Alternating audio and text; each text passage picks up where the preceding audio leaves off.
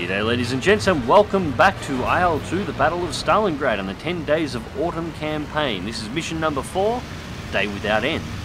So once again, this is Operation Typhoon. We're taking off from Migalovo Airdrome, and it is still October 21st, 1941, now 3:45 PM, and this is the third mission we've flown this day. With our first mission of the day to escort the Ju-52 in, bringing in supplies, and our second mission, a scramble defense against a Soviet attack force.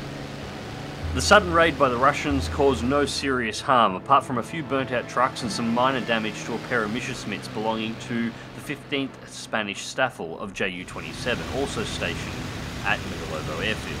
The Russians, on the other hand, paid a considerably higher price for that ill-prepared attack, which was eloquently testified by the pillars of smoke rising from the aircraft shot down around the airfield. After recovering their breath a little and grabbing a quick dinner, the group's pilots were ready for combat again, and a new mission was not long in coming. As had been explained to us in the briefing the evening before, ceaseless fighting had been going on around Kalinin for a few days now. The Bolsheviks were making repeated, persistent attempts to recapture the city, an important foothold and major communications hub. At the same time, the advance of the 3rd Panzer Group units, which began on October 16th along the Leningrad Highway in the direction of Tozhok, took a completely unexpected turn. Early on, the offensive came to a standstill under the strikes of numerous Russian infantry and tanks, and the situation had become critical in recent days. The formations of the 1st Panzer Division and the 900th Motorized Brigade were surrounded and were now forced to fight their way back to the city, which seemed unthinkable just a short while ago. Since that morning, our attention had been drawn by regular flights of fighter bomber groups from 2 LG-2. After taking off from a small area south of Kalinin, they headed northwest to support the surrounded troops. We also had to provide constant fighter cover for the combat area, which of course was assigned to our group and our neighbours, the 2nd group. Since the Soviet aircraft were quite inept, we had a great opportunity to practice firing at ground targets to our heart's content, but we had to remember never to let our guard down regardless. So that is the current situation. Our mission today is to fly in a pair to cover the formations of the 1st Panzer Division and to replace a patrol by 2 Ju-52. If we encounter no enemy aircraft, we are permitted to attack ground targets. So we're starting off our approach to the area of operations by getting above the cloud cover so that nobody sees us coming in. And things have changed a little since our first mission escorting the Ju-52. At the start of the day, the cloud cover was fairly light. It was a cloud base of around 900 metres. The cloud base has now dropped down to 750 metres and it's become heavily overcast. This gives us the advantage of being able to approach the area of operations without triggering off the anti-aircraft guns that will be set up within the area and potentially along our flight route. Unfortunately, it leaves a lot of options open for Soviet aircraft to be hiding in and makes detecting them early significantly more difficult. So the plan is to get above the area of operations, dive in rapidly, build a lot of speed in the initial dive, break through the cloud base, and have a look around. If we spot any fighters, we can immediately use that energy to pull back up and disappear back into the clouds and reposition to engage the targets we spotted. If we don't spot any targets, we have all of the energy in the world to make a high-speed pass around the area, locate any potential ground targets that are operating in the area, looking mainly for anti-aircraft guns, which are easily identified by their firing arcs into the sky, and muzzle flashes from large anti-tank artillery positions, and position ourselves to begin strafing runs on these units. We're beginning the dive towards the cloud base, roughly a 35-degree dive angle. Don't want to go in too steep. We are only 750 metres at the cloud base, and it could be potentially a little lower depending on the cloud positioning.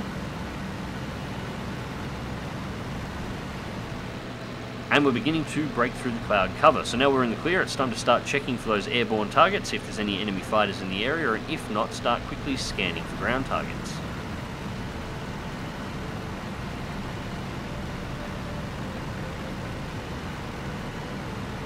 At the moment I'm just hugging the bottom of the cloud base as I make my bank through the area to have a look around and see what's popping up.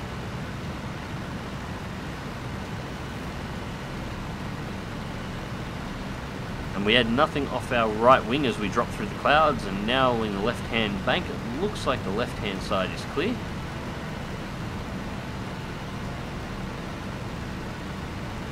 Still no obvious signs of targets in the area. Nothing seems to be towards the sun. Now we're heading back towards our own forces at the moment, heading due east, beginning to bank into the north. This should be the area that the enemy artillery is set up in.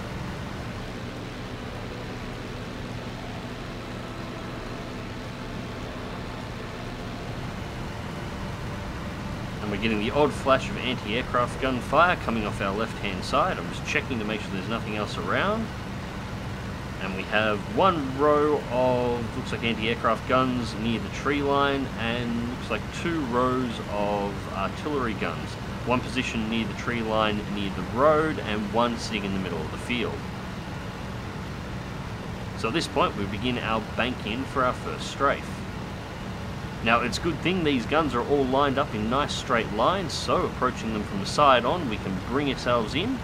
First target is going to be the anti-aircraft guns. We can take out those first. We can make our way around to the artillery guns at our leisure.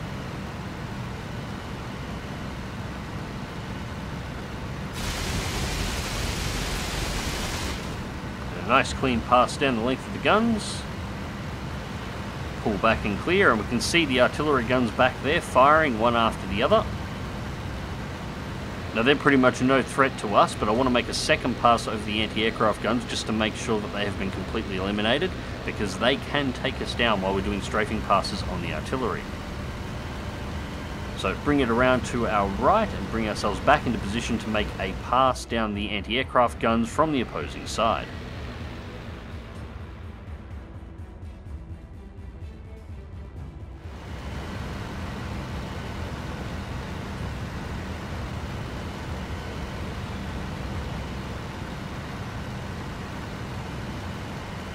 Lined up good on target. Now we can't go in too shallow here because we do have to clear this tree line, but we have plenty of space to pull out. And we've got another explosion in there, and it looked like everything else was dead, so that should be all of the anti-aircraft guns eliminated, at least on that row. And I haven't seen any others operating in the area, so at this point we turn back on the artillery positions that are currently attacking our tanks. But before we engage those artillery positions, I'm going to do a bit of a wide sweep and get my eyes off the ground for a moment and just check the skies to see if I can find any hostile fighters. Now, I'm not doing this completely blind. I do have a wingman out here, and I have not ordered him to attack the ground targets with me, despite the fact that it would increase the speed that we're able to eliminate them. I've got him actively searching for air targets, so he gives me a little bit of early warning if we get jumped.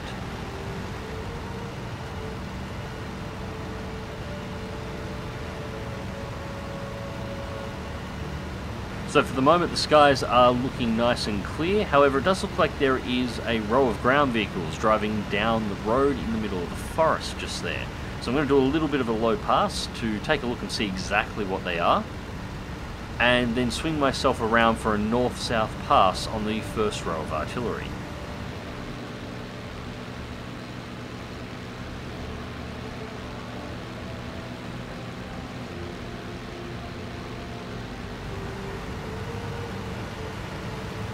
So the ground vehicles are a line of KV-1s heading towards the Panzer divisions. With my current armaments, there's absolutely nothing I can do about those, so time to swing back around towards the artillery pieces.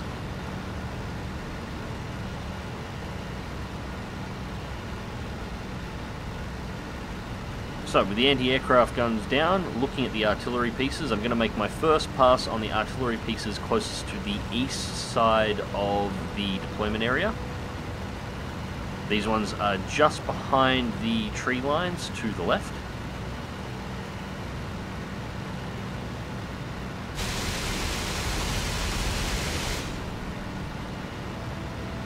And again, a nice clean pass down the length. It looked like I got most of the guns in one pass. So I'm going to swing it back around, and I'm now going to hit the line of artillery guns to the west side of the deployment area. Now these are just on the other side of a tree line. So much like the south-north pass on the anti-aircraft guns, I'm going to have to be careful about how low I get on my approach. I don't want to run into the trees before I hit the targets.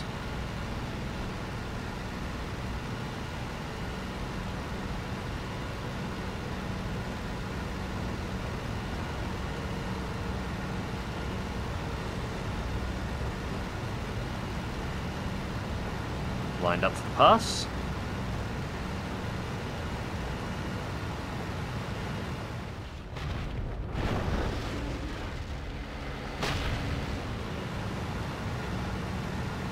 Now, not quite as clean a pass this time. I didn't notice it from the air on my first couple of passes over the area, but it looked like the artillery guns in that particular position weren't in a perfectly straight line. They were actually curved to follow the tree line. So while I hit the first couple of guns, the remaining guns are all still operable. So I'm going to have to turn around and make another pass at those. Now at this point the skies still seem to be clear. My wingman hasn't reacted to any enemy aircraft coming into the area. So, line up and we'll take the second pass. This time going north-south. This should give us a better lineup on the remaining guns.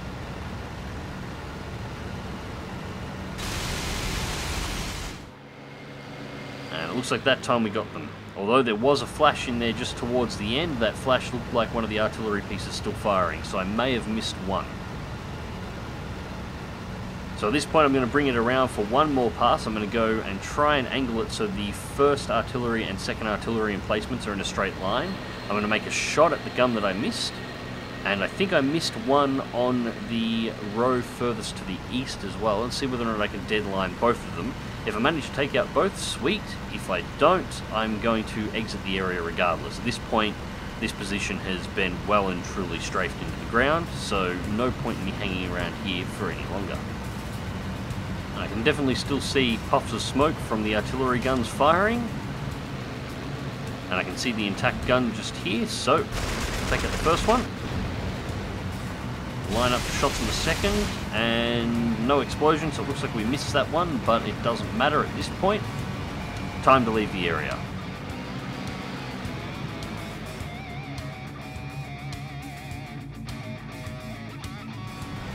I'm almost out of ammunition at this point anyway, so before we exit the area, let's have a little fun with those KBs. I'm going to bring it down the roadway into the trees of the forest, do a strafing run across the top of the KVs, and then exit back to the runway, and a new flight can come into the area to take over top cover for the Panzer forces. Showboating, of course, isn't always a good idea, and I almost had a moment here. That was really, really close. So at this point I'm just going to head down the road for a little bit, pass back over the top of our own forces to make sure I'm within anti-aircraft cover for the Panzer regiments at the end of this road. And at that point I'm going to turn due south until I cross the Volga, and then turn east to follow the Volga all the way back to Migalovo Airdrome.